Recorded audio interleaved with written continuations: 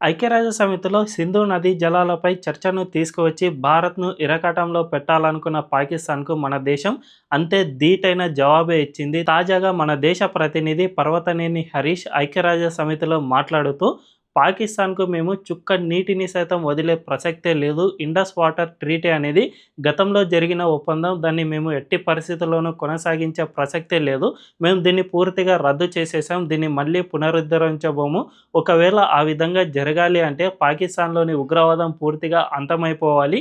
అక్కడ ఉగ్రవాద మూలాలు లేనప్పుడు మాత్రమే మేము ఆ దేశానికి నీటిని వదిలే విషయంపై కనీసం ఆలోచన చేస్తాం. అప్పటి వరకు ఒక్క చుక్క నీటిని సైతం వదిలే ప్రసక్తే లేదు. మా భారతదేశం నీటి విషయంలో చాలా పకడ్బందీగా ఉంటుంది. కానీ పాకిస్తాన్ లాంటి ఉగ్రవాద దేశాలకు మాత్రం మేము ఎట్టి పరిస్థితుల్లోనూ వదిలిపెట్టబోము.